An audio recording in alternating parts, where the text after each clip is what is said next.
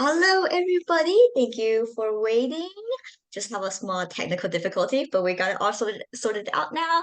So, hello, everybody. Welcome to Getting Into the Field by the LFS Young Alumni Council. We are so glad to see everyone here. Just a quick note right off the bat for housekeeping. We ask you to please mute yourself until we have our Q&A section. We do encourage you to please open your camera if you're comfortable with it. It's not mandatory, but it is nice to see everyone's faces. We also encourage you to put down your name and pronoun. You can do that by clicking the participant button and left click on your own account name. This meeting is recorded, but the Q&A section will not be included. So if you haven't heard of this yet, I do need to record the meeting. That reminds me. It's recording now. Perfect. So if you haven't heard of us yet, we are a team of LFS alumni that dedicates our efforts to empower the LFS community through building lifelong relationships between alumni, students, community members, and industry partners. We help both current LFS students and alumni to connect with each other and learn together by developing original programs, collaborating with industry partners, and creating really fun, engaging opportunities. So before we move on, we'd like to take a moment to acknowledge that we are currently residing on the traditional, ancestral, and unceded territory of the Musqueam people. We encourage you to think about the land you are currently residing on and how you are acknowledging and respecting the land. In this session, we'll be familiarizing you to two different career fields. Our speakers today are Misa Gillis, who holds the position of VP Professional Development on the LFS Young Alumni Council. She is a fourth-year UBC Med student. We are also featuring Maveen Carr, who is also a part of the Professional Development Subcouncil as a member, and she is a federal government multi-program inspector. Mobin will be speaking on getting into the government, and Misa will be talking about getting into healthcare. You will each hear about their experience working in their respective fields, as well as their insights on how to create or approach an opportunity in their fields.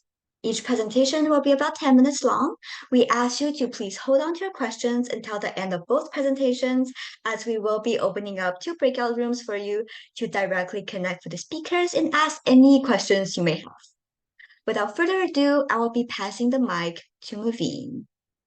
Take it away. Hi, as Em said, my name is Manveen and I am a multi-program inspector with federal government. And today I'm going to talk about my journey into federal government, how I got where I am, and some of the tips and tricks that helped me out. Currently, I am working as a feed specialist inspector out in the Abbotsford area, and I'm also a member of Professional Development Subcouncil. I just want to put a disclaimer out that the tips and tricks I'm going to be sharing today, those are my own that have helped me in my career so far. And I also do not represent CFIA or federal government, and I'm not a part of the hiring process.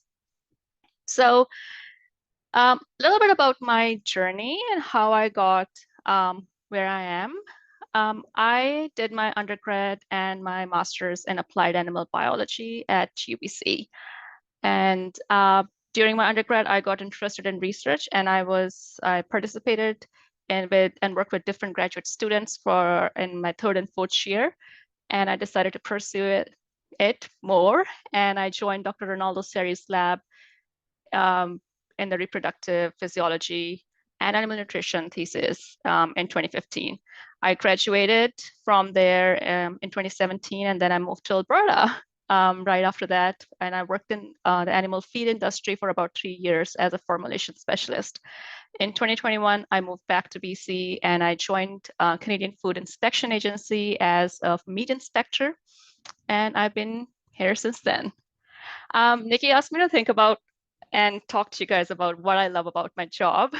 It was a really hard question to just narrow down in the time frame we have. But one of the things that I really love about my current job is that I have a really good mix of on-site inspections and office work. Like there's never really a boring moment for me. It just keeps my brain popping. And just in general, what I love about public service is so far I've received so much support for career growth and so many there's no hiding that I'm applying for jobs. Managers encourage you to apply to different pools and apply for jobs, and people share postings with you. Hey, I thought you might be a good fit for this position. So I really, really love the support and the training opportunities that you're provided in this job. So now that you've decided to look into like jobs within the government service, so where to start? So if we go to the slide, where to start? Next one. We'll be sharing this link with you, but if you even Google federal government jobs, you will be taken to this website. And this is the homepage. I took some snips out of it. And as you can see, there are quite a few links you can see about opportunities for different groups. You can also look at the benefits that are provided if you do get hired, as well as the rates of pay for different government sections. Because the purpose of this presentation, I'll be focusing on external candidates as well as students and how the opportunities for those two groups. So next slide, please. So for students and for starting with students, the best way to enter federal government is federal student work experience program. This is basically a inventory. So you go in, you fill out an application, and you are part of an inventory. As and when positions open up, managers throughout Government of Canada in any region can go in and pick the profiles that match their job descriptions, and then they can assess you for further like hiring. The big requirement for this specific program is that you need to be a full-time student and you must be returning back in the next academic term as a full-time student. So just keep that in mind. And if you're a fourth-year student, you can come back if you have previously worked with this program or like some associated federal government programs. The second one is post-secondary recruitment. For this applies more so for recent graduates. Unfortunately, I wasn't able to get a lot of information on this right now because this program is under review, but for future, keep an eye out once they're going to be launching this again, and this applies more for recent graduates. The third one is recruitment of policy leaders. You could be a student or graduated a while ago, but this program is specifically for people who have masters or doctorates or law degrees and some policy experience. And this specific route allows you to enter government as a mid-level policy leader instead of starting from the beginning. If I was to start, I would start at the beginning. But this is also a very intensive program, and they only open once a year for about 2 weeks for the applications. And then there are other recruitment programs. So some individual departments can hire on their own, not as part of like the other opportunities available. So groups like RCMP and Canadian Armed Forces have quite a few programs in there. If as a student you are interested in a research associate program, that would be listed under other recruitment programs as well.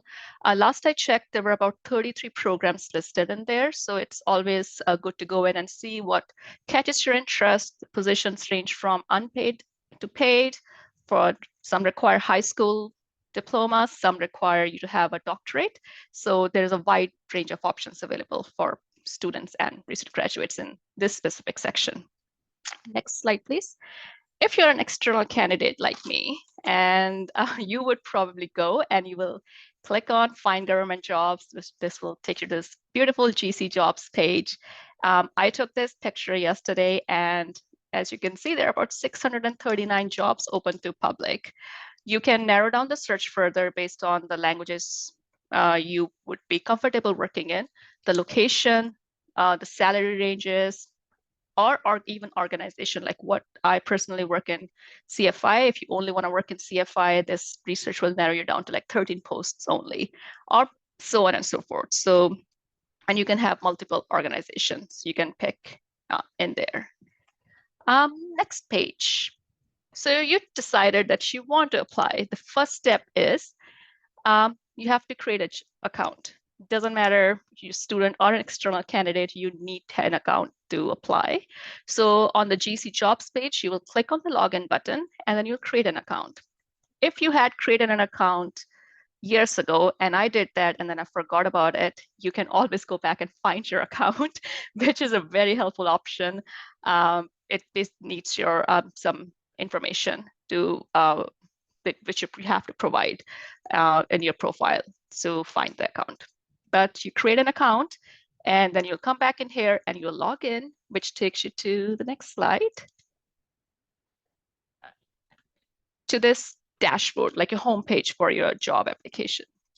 Over here, I'm going to start from the bottom. I really recommend that you fill out your personal information. And in here, you can set up what language you would like to work in. So are you English Essential or French Essential or bilingual? And you can also upload your resume in text format only. Do not upload any fancy resume. You can copy and paste. If you have any formatting, it's going to not work in that folder. So very basic resume. What that helps you is later on when you're filling out applications, you can load your resume and your language, your diversity information, like whatever information directly from your profile, and you're not filling it out however number of times that you apply. On this page, you can also up top see, you can search for a job. And when you apply for a job and you decide that, okay, I'm done for the day, I need some time. So you can save your job and always come back to it under job applications. You can view your ongoing applications, which are in progress, and as well as anything that you have submitted. So one of the benefits of that is you can, if the deadline hasn't passed and you have submitted a job for an application, you can always retrieve it and edit it if needed. When you're filling out an application, and this is a process that used to scare me a lot in the initial days, there are like 10 things you need to fill out. You don't. Well, you do need to fill them out, but most of them are you click on it and it's like, oh, do you speak English? Which stuff that you have already loaded from your profile. So you literally hit verify the information is correct and hit save. The two section that I would highly suggest you will be spending a lot of time on is the questions. So they will be asking questions if you meet essential education requirements and if you meet essential experience. If the job says you need to have a bachelor's degree in something specific and you only have high school, you're not eligible for that application. So you have to provide the answers as thorough as possible, like give as much detail as possible, because your application is not being reviewed by the manager. It's probably going to get reviewed by an HR person or a person who's not doing that job. So always treat the application as explaining it to your grammar, what you're doing, or what your competency and how you match that skill. Next slide, please. Once you have completed the application and submitted the application, this process differs for every single posting, every single region. So I'm going to just give a brief overview of how, as an inspector, what I've seen. After the application is submitted, it first gets screened by the computer and make sure that you meet the essential requirements, which I talked about a little bit before. Then it goes to the staffing person or the person who is running the pool, and they will review the application. And if you are selected for further assessment, then they will contact you for either an interview or a written exam, and sometimes both. And written exam is not testing what's the powerhouse of cell kind of questions. It's more like testing your competencies. So for example, if they want, as an example, they want people to work as a team, they're going to be like, okay, give us an example of a time when you worked as a team. So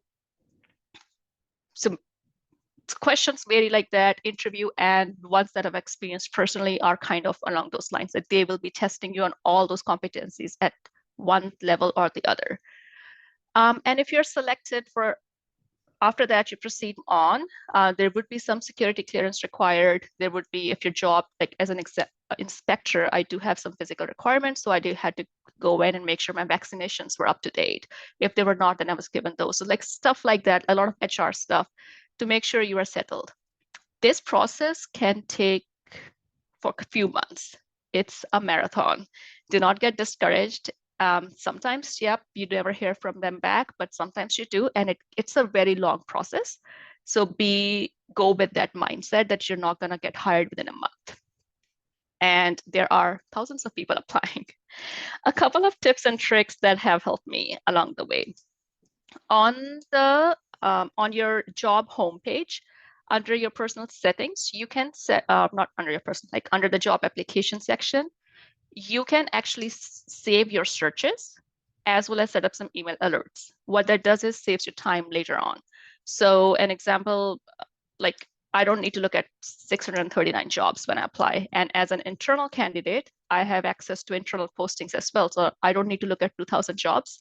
I have a couple of organizations that I'm interested in working. I save that search. I only need to look at English jobs in English, save that search. So I don't have to set up a filter every single time. And I also set up email alerts. Personally, for me, I did every day, but you can also set up weekly alerts. So whenever there's a new job opening or competition running for my saved search, it sends me an email, right? Like it pops up in my email. So I don't even go and on there and search a lot anymore because it's coming in my email and I'm screening through there. Make sure, I cannot stress this enough, to meet essential education and experience requirement, because these applications, as I explained, can take a while. Sometimes I have come back to it. I spent a couple of days working on them. And if you don't meet any of those, you just wasted a few days working on something. So please, please, please meet, only apply if you, it's not like industry jobs where you can like, oh, it says need 4 years, but I only have 2 years. No, they will be asking for this. The other three tips that I have, they're more related to your written answers and your interview questions. So one of the best tips I got was like, whenever you do a project or whenever I do something that I think is an achievement, I make a note of it. And I have a running document now, because now when I need like, oh, I need an example for when I worked as a team. Okay, I hosted a webinar with Anne and Misa, and I made a note of it because 2 years down the line, I might not remember exactly what I did, but now I did. So now it saves me hours later on. And when you're interviewing, they usually give you, for me personally, I've always been provided with 10 minutes before the interview, I receive a document with my interview questions. It allows me to formulate my answers. And to formulate my answers, we use the STAR method. And you use situation, which is set up a scene. What was the situation? Task, what did you do? Action, what actions were taken, and the result of that specific problem or scenario. So in the time that your 10 minutes that you're given for the 2 or 3 interview questions they're going to ask you, that's for a half an hour interview. Write down your answers, and you are allowed to refer to your notes. So please use that time very judiciously, because it really helps a lot. If there are any specific questions you have, I'm more than happy to answer them in the breakout rooms. And I hope these tips and tricks and some of the information, I know I spoke really fast and I've had a lot of information to cover. I hope this was helpful, but I'm more than happy to answer any questions you have now in the breakout rooms, or anytime later, you guys can give me a shout as well. But yeah, thank you. Fantastic. That was lovely. Thank you, Maveen. And now let's move on to Misa. Awesome. Thank you, Anna and Naveen. Hi, everyone. My name is Misa. As mentioned previously, I am the VP Professional Development on this LFS Young Alumni Council, and I'm also a fourth-year medical student at UBC, and I'll be talking today about how to think about starting a career in medicine. Again, like Naveen, a disclaimer, I don't represent the UBC Faculty of Medicine. I'm not part of the admissions process. All of my thoughts here are just my own thoughts and collective knowledge about the application process. Next slide, thank you. So A bit about my journey to medicine. I started out in kind of general sciences in my first 2 years of my undergraduate degree, tried to keep my mind open to a lot of different fields. Finally decided for sure I wanted to pursue medicine in my second year of university, but also decided that I wanted to study something totally different first. So I switched into global resource systems, which is within LFS, for my third and fourth year. And there I studied kind of nutrition, some international health topics, as well as Spanish literature and language. These were all topics that I was interested in.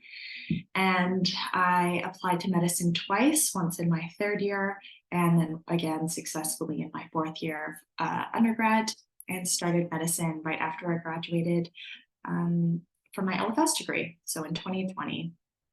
And now I'm in fourth year, and the time has gone by very fast. What do I love about medicine? I was drawn to it because I knew I wanted to work directly with people, and I also wanted something intellectually challenging, and I really loved physiology. So being able to combine kind of physiology problem solving with the connections that you have all the time with patients was something I was looking for. Next slide, please. So if you're thinking about a career in medicine, I'll touch on a couple different topics in the next few minutes, but the first thing to do is to think about your goals. So what do you want out of a career? What attracts you to medicine specifically, and how do you want your life to look like in the future? And do a bit of career exploration. Talk to people who might be in medicine, or friends and family. And this is good for two reasons. One is helps you decide, what path to embark on, and it also helps you to frame your thoughts when you're going to be writing personal statements for your applications. The other thing is start preparing. So start thinking about your application early on. It is a process for sure. Thinking about writing your MCAT, which is the standardized exam that most schools across Canada require. Look at the different schools and if they require any prerequisite courses. And then, obviously try to be a good student, study hard, and do some extracurriculars, but I really encourage you to do the things that you enjoy. There's no one mold for becoming a medical student or getting into medical school. And I think if you just follow your interests, that's where you end up in a really good place. So I'll talk a bit about these different components in the next couple slides, if you don't mind hitting that. Perfect. So first thing to think about maybe is the MCAT. This standardized exam, it's about 8 to 9 hours, I believe, in total. And it requires you to do 4 different sections. So critical analysis and reasoning skills, or CARS, chemistry and physics, biology and biochem, and psychology and sociology. I did my MCAT just after I finished my second year of university, and I planned it that way because I knew that a lot of the topics were going to cover more first and second year material, and I wanted that to be fresh in my mind. But you can write it whenever, you can write it multiple times. There usually is a minimum score you need to achieve for applications, and these vary by school. Some schools can see if you've written the exam more than once, but I wouldn't worry too much about this. And, studying is really up to how your learning style is. I studied kind of part-time for about 4 months before I took the exam, along with taking my other undergraduate courses. So I wasn't studying like 8 hours a day for a year or anything like that. Next slide, please. Next component, obviously, is your academics. So grades are an important part of the application. Most schools, the average GPA for admitted applicants is in the mid to high 80s. Again, thinking about if you need prereqs, and if you think maybe you'll be a bit weaker on one of the sections of the MCAT, like chemistry, for example, consider taking a class in that area to help you learn the material rather than just self-studying everything. And then again, take courses that are interesting to you. I took a bunch of courses, like super random courses that I thought were really interesting, like gender in Spanish literature. So do what you enjoy. And same with extracurriculars. Again, like work, volunteer, research, everything counts. I can't stress that enough. Just do what you love. And then when you're ready to apply, a couple other things to consider are reference letters. So most schools require a couple of reference letters, 2 to 3, usually a mix of both academic and non-academic references. So for your academic references, think about a professor of a class you did really well in, or a professor of a class where you really, went to office hours and were passionate about the material. For your non-academic references, think about if you have a manager or an employer, your volunteer supervisor, that kind of thing, who can speak to your strengths. Look at the difference between in-province and out-of-province applications is another recommendation I would have. A lot of schools reserve most of their seats for in-province applicants. So if you're applying out of province, say you're applying to somewhere in Ontario, and that school reserves, 80 to 90% of their seats for Ontario applicants, that 10% of seats for out of province applicants is going to be even more competitive. So just something to think about and consider. Some schools as well require a Casper test, which is this online situational judgment test that they give you some different scenarios and see how you respond, essentially. And then this is way down the road, but when you get to the interview stage, often interviews are MMI style. So multiple mini interview, you do stations of 7 to 10 minutes long where they give you a question or scenario and you have that time to answer this, and each station is totally different. The last thing I'll say is that it's very normal and totally okay to apply more than once. A lot of my classmates and myself applied more than once, and I think you learn something useful each time you apply. So don't get discouraged and just keep working. And I'm happy to answer any questions anybody has in our breakout rooms coming up. Beautiful. Awesome. Thank you so much, Miss and Maveen. I hope everybody have learned lots. We are now in our Q&A section.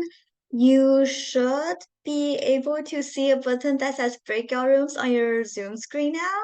So Maveen will be heading to room 1. As a reminder, Maveen is talking about government, and Misa will be heading to room 2. So she's going to be talking about getting to med. If you have a question or would like to further connect with our speakers, which we highly encourage you to do, please drop into the corresponding breakout rooms. The rooms will be open until around 7:55, 7:56 or so. So please drop into whichever breakout room you wish to go. You can also switch in the middle of it. Feel free to drop back and forth. Let me know if you are having trouble finding the rooms. I can assign you to the room if needed.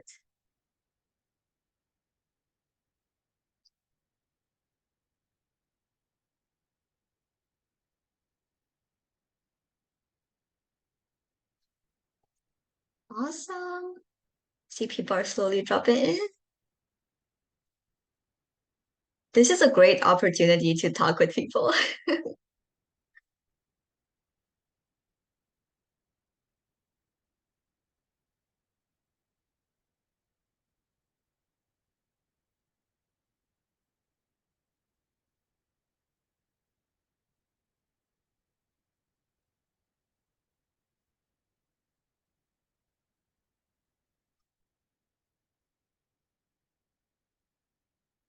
Awesome.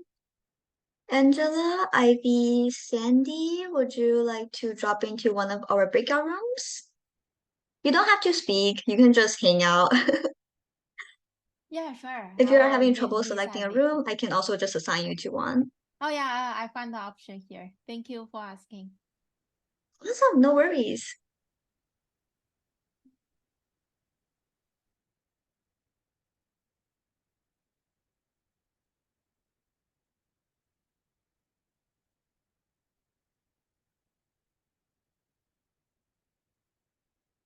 Angela and Sandy, would you like me to assign you to a room?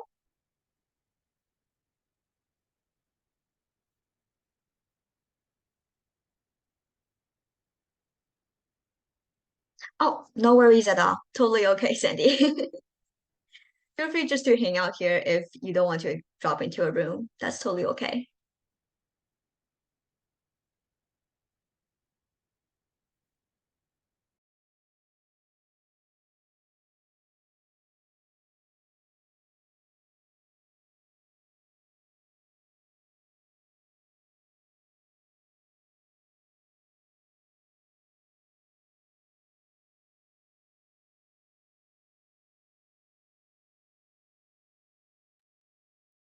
Hello, hello. I see that someone just joined, just to provide you with a Okay, little bit of sorry. context on what's Okay, happening. yeah. Sorry, I'm totally like late to the party. No worries at all. It's totally fine. So we have two speakers today. We have Maveen, who talked about how to get into a government position, and we have Misa, who talked about getting into healthcare and getting into medical programs. We have two breakout rooms open right now. It's a little Q&A section. You can drop into any one of those if you like. We do encourage you to drop into one. It's pretty Okay, for fun. sure. You also Thank you get so to much connect with for the speakers. thank Yeah, you no for worries, Dot.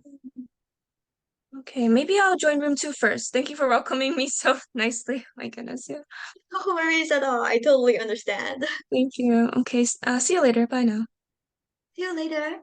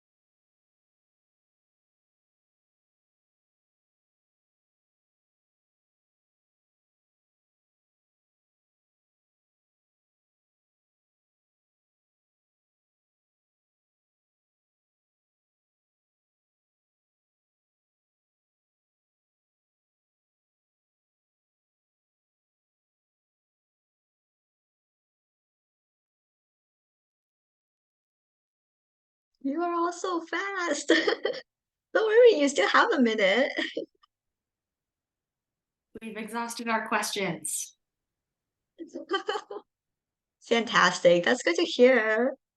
I do worry that if we don't have enough time for everyone to ask their questions, like that's my biggest fear.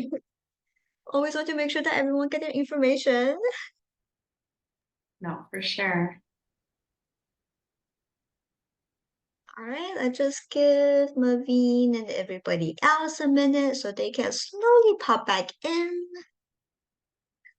They are on a countdown right now.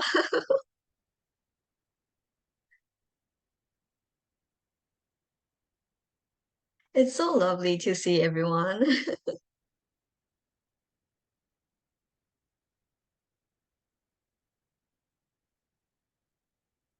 For everyone that's already here, feel free to scan our little QR code. Highly recommend. Follow us on LinkedIn. Check out what we're doing.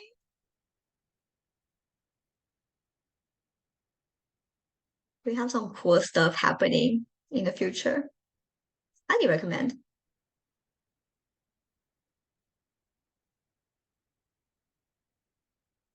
All right, I think people are slowly popping back in. Just gonna give everyone a minute. Is everyone back here? Ah, lovely, beautiful. So happy.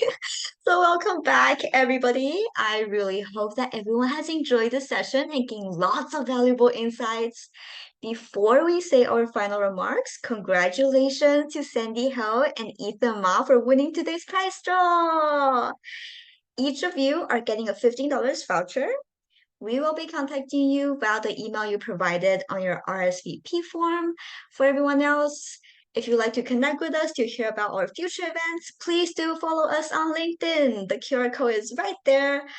You can also search us up on LinkedIn. We're just UBC LFS Young Alumni Council. It'll pop right up. If you have any questions or feedback, please feel free to email us directly at lfs.youngalumni@ubc.ca. We are always happy to hear from you. You can also email us to request the slides for today's session. But before we leave, I'd like to request everyone to please turn on your camera if possible. We would like to take a picture with everyone here just to record this memory. So if you're comfortable with it, please take a moment to open up your camera and put on that lovely smile for us. And Nikki, feel free to count us down. Okay, everybody, I am just, and are you able to change the viewing so that we can just have everyone on the screen rather than the Here, I can stop share. Yes. Does that work? Okay, this does work. I think we've got Beautiful. everybody on here. So, hi everyone. If I haven't met you, I'm Nikki Glenning, your Alumni Relations Manager. Thanks for sticking it out to the very end. But I will now take a picture for those of you who want to be on the screen. So I'll do a few so that we can show that our Ricky and everybody how amazing our group is and all the pieces that we're doing. So, okay, that's great, everyone. Yay, big smiles. That's fabulous. And again, yay. That's great. Thank you so much. I just want to say a huge thank you to this amazing group of young alumni. While they are super amazing and super experts at everything they do, I really want to thank Anna, Misa, and Manveen for tonight. Do spread the word. This group is to support young alumni and also students and the wider community. I'm kind of saying hold the date for November 29th. We think we have a big event coming up. We'll probably confirm soon and we will send you a hold the date out. It will be a downtown venue. Lots of industry partners and people there. So it'll be a great networking piece, but do stay in touch. We'll do a follow-up survey with you to see how everything's going and what you thought of this event. It's our first one in the series. So I will let Anne sign off. And I want to just say thank you so much and congratulations. And I would love to see you. I'm in Macmillan on my own at the moment. So there's nobody here, but do come by if you're ever around, student or alumni, and say hi. But I will hand it over to Anne to close the evening. Thank you so much, Nikki, for the kind words. Same sentiment. Thank you so much, everyone, for joining our event, Getting Into the Field. And we really hope that you will be able to carry this new knowledge gained from this session into your future. And I hope that you have a great rest of your evening, and we hope to see you in our next event. Thanks for Bye, coming, everyone, everyone. and Bye. good evening. Bye. Thank you, Anne.